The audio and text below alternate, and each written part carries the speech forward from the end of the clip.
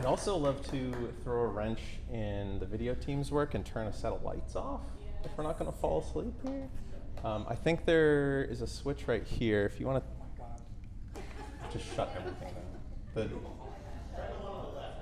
Oh yeah, okay.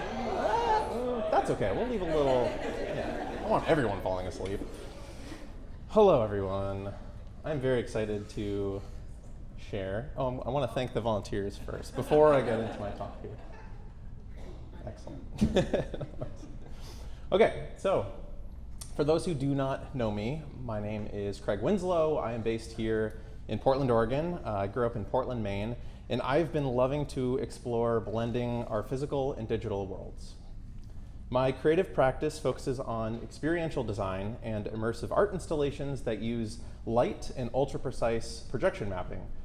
The road to getting where I am today, branching paths which I'm still traveling, largely come from a cross-country road trip project. The theme of today's talk is Nomad, which I'll dive into soon, but first I need to tell you a bit of where I came from and who I am. As a young kid and child of the dawn of the internet, I loved gadgets and new technology, anything I could get my hands on. These stop motion videos were such a big moment of realizing I just loved making things. Way before real world clients and deadlines, I was just creating for fun. Looking back, I'm so thankful I was encouraged by my parents. I was given room to have fun and experiment. And all through high school, I made music videos with my friends, comedic horror films, haunted houses every year, a bunch of weird things.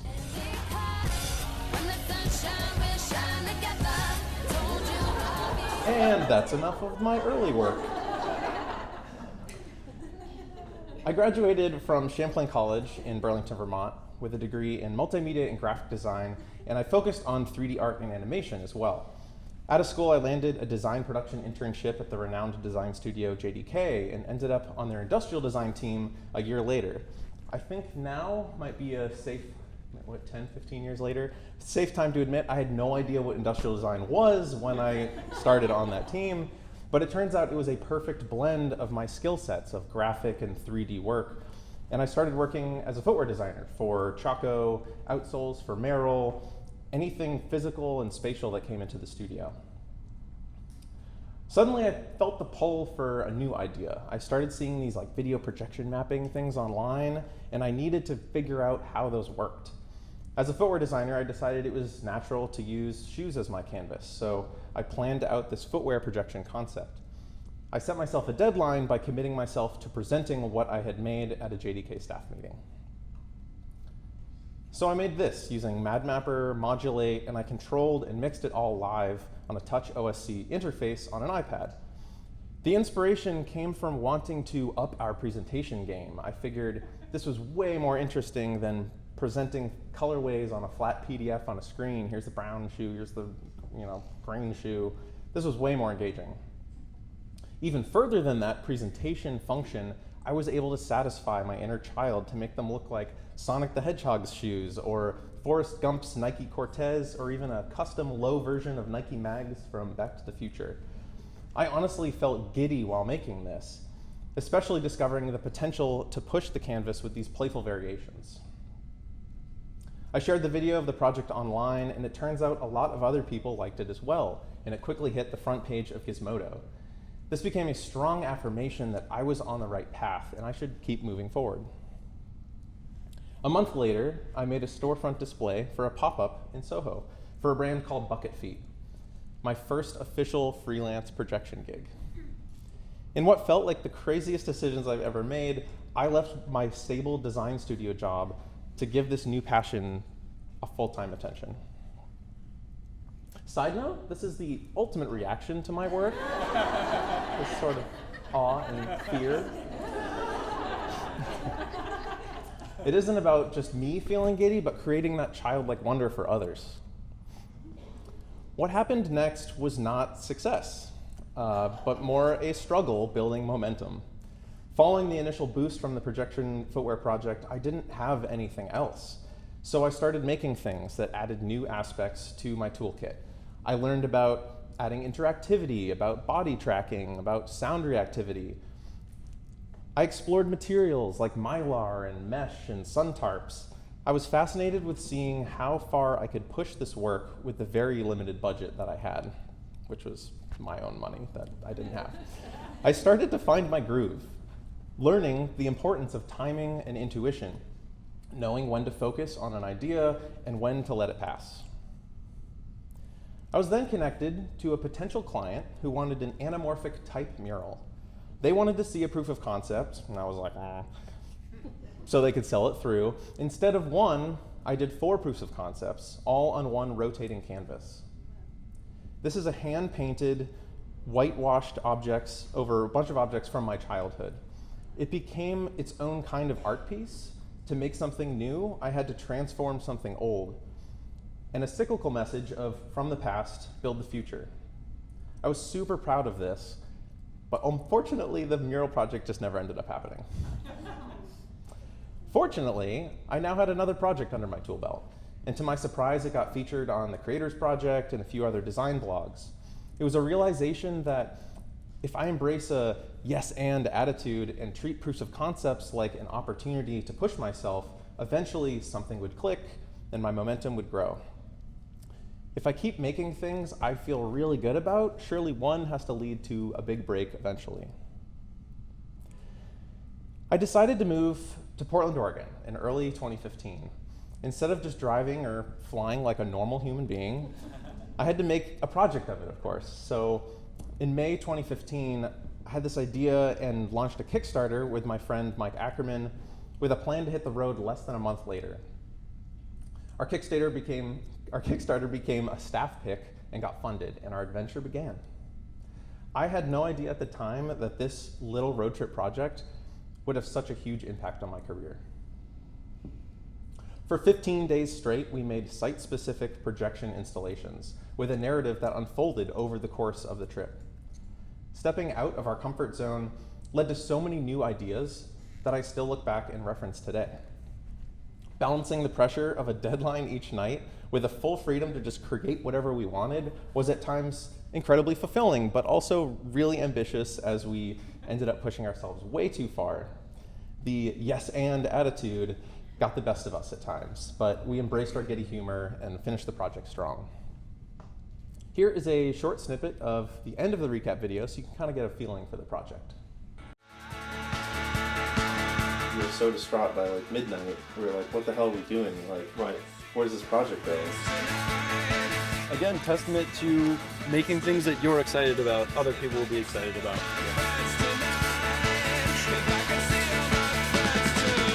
This is such a cool project. What are we doing? Oh.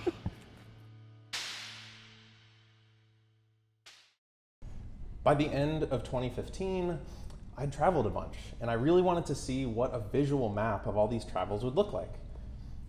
It ended up being a nice way to support my own reflection on the year, on literally where I had gone, but also as a measure of my own personal progress. So I kept making them. And for the past 10 years now, I've made these annual maps. As an independent creative, I often struggle to chronicle my own progress. And this method helps me ease self-doubt and anxiety surrounding how much progress I make each year. By the end of projecting west, we made it to Portland, albeit creatively exhausted. And looking back now, I can trace nearly my entire career today to deciding to do this one road trip. Okay, hear me out. So, projecting west led directly to the idea for light capsules, which landed me in Adobe Creative Residency, which led to my first permanent exhibition at the Neon Museum, and also a mural with Gemma O'Brien for Lightform, which led to collaborating with Human on some experiential mapping. Then Brilliant led to working with Tim Burton, some projects for Winchester Mystery House, and then I focused on more permanent light capsules and some layered light prints, which I've been super excited for years now. The technology has not been there yet, but now it is. I think you get the point. In fully thinking through this theme of nomad, I realized I'm not necessarily just a traveler of land, but a traveler of ideas. On day 6 of Projecting West, we augmented this giant painted sign on the Baum Iron Building in Omaha, Nebraska. We were honestly super lost in this moment. We had no idea what to do. It was midnight, and I saw this black and white lettering, and something clicked. I could isolate and animate just the white letters really easily. We poured our mental uncertainty into the piece, as little buddy here was also feeling lost. His inner compass had broke, and the little green dots representing his passions surfaced again for him to follow. This idea of animating type on walls stuck with me, but I had no idea what to do with it at the time. When I got to Portland and settled in, I started seeing more and more of these kind of walls, way more worn, little bits of paint left on them, so I looked into them more.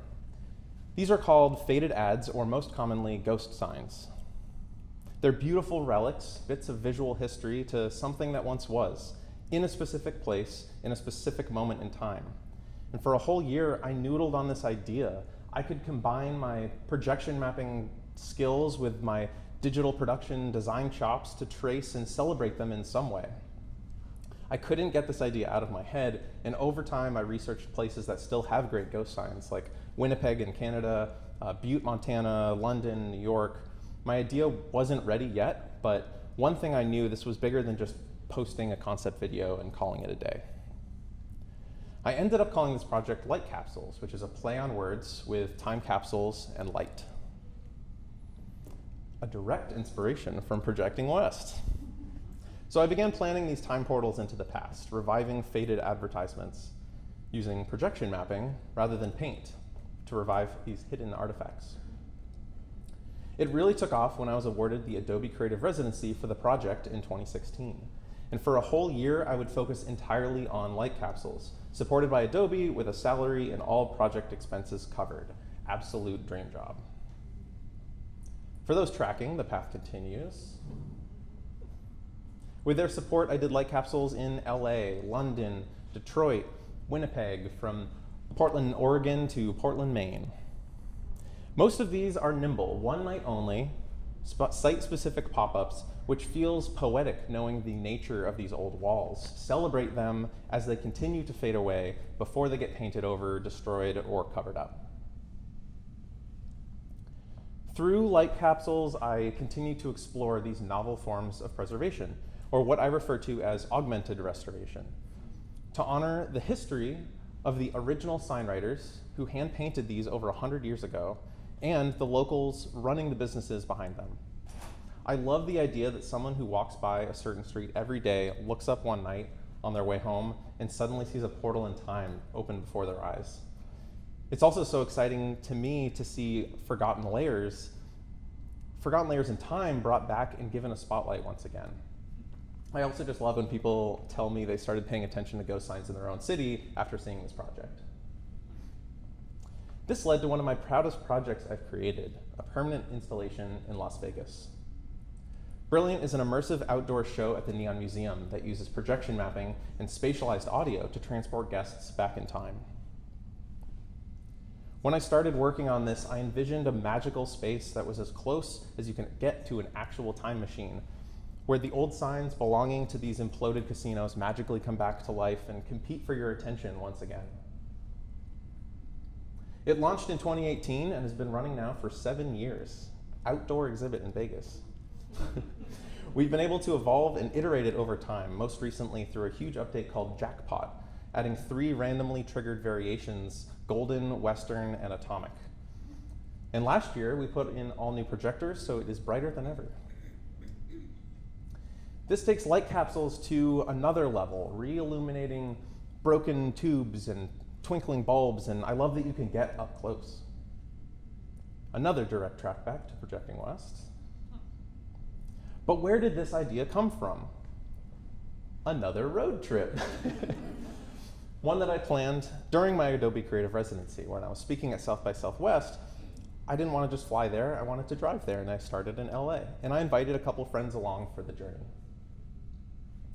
When we stopped in Vegas, I did this proof of concept at the museum. I didn't know if it was going to transition well from projecting on painted walls to neon, but it worked amazing, and the proof of concept museum immediately wanted to make it a permanent show.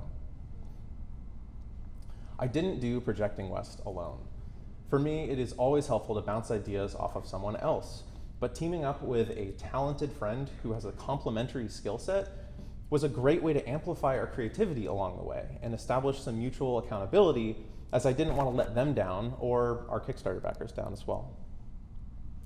Over the years, I've been part of a few other collaborations with artists like Gemma O'Brien on this mural for Lightform, or with Alison Torres, aka Human, on a few different works over the years, but most notably this immersive exhibition in Oakland in which I was able to bring to life a bunch of new projection ideas.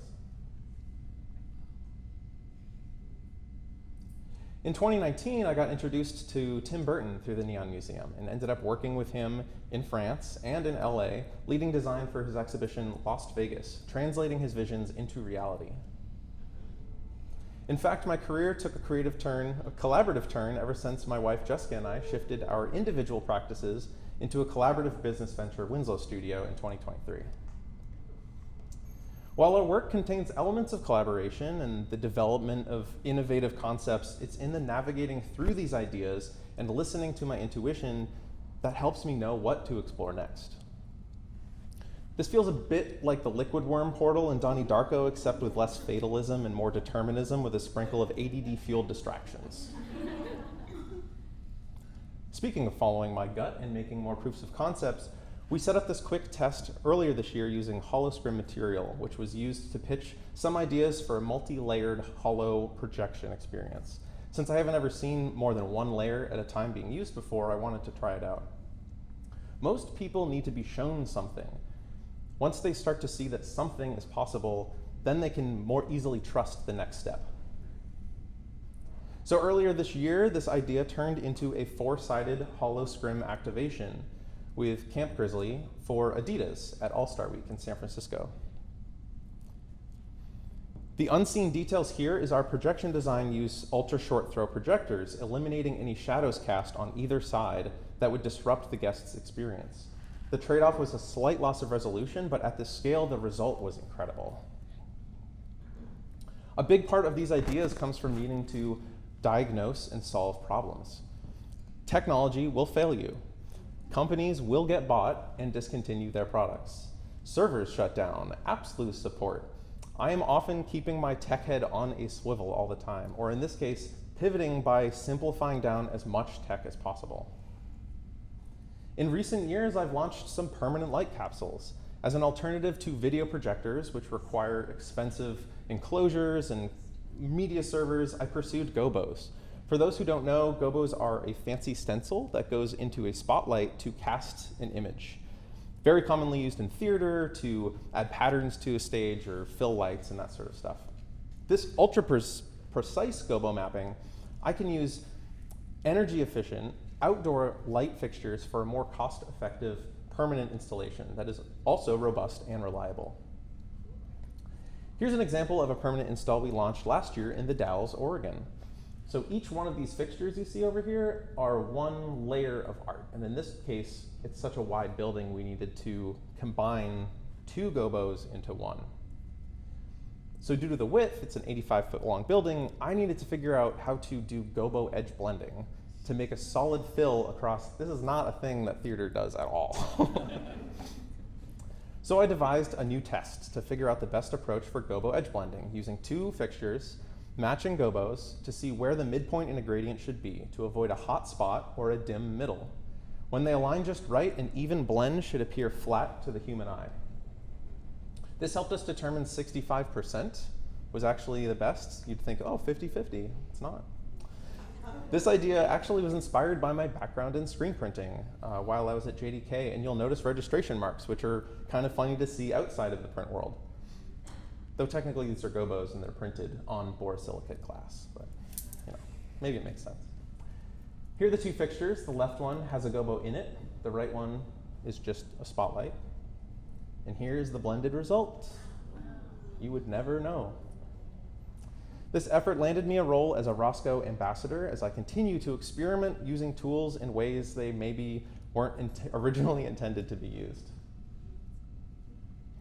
So looking back, a lot of my work is the result of a snowball effect of ambitious experimentation. And over the years, I've gotten really good at quickly deploying these projection-mapped light activations. This led to many pop-ups over the years, from protest projections for Oxfam America to taking over a blank billboard outside of Las Vegas, to even as recent as exactly 1 week ago, I was in Lincoln, Nebraska, and we projected this massive 90-foot wide library facade, a downtown building, and a pedestrian cross bridge, all permitted, but set up in very nimble locations. For me, my creative process is constantly following my instinct for ideas. I feel a pull and I need to sketch it out or plan out a prototype, often just to prove to myself that I can figure it out. For the most part, this is largely a subconscious effort, but I've also had to practice knowing when to put an idea on the back burner or let it go completely to free up mental space. Having too many of these ideas has led to feeling overwhelmed or disappointed in myself that I'm not completing everything. I challenge myself to stay nimble, be eagerly open to collaboration, and to be prepared for the unexpected. It all tracks back to that road trip. The way my career has unfolded has been a bit like following a map built of my own instincts. Even though I've been making annual travel maps for the past 10 years, it's taken me up until recently to realize this and to embrace all of the branching paths. I'll leave you with this quote that's always stuck with me over the years by Charles Eames. "We work because it's a chain reaction. Each subject leads to the next." Thank you so much for getting up early and coming to my talk.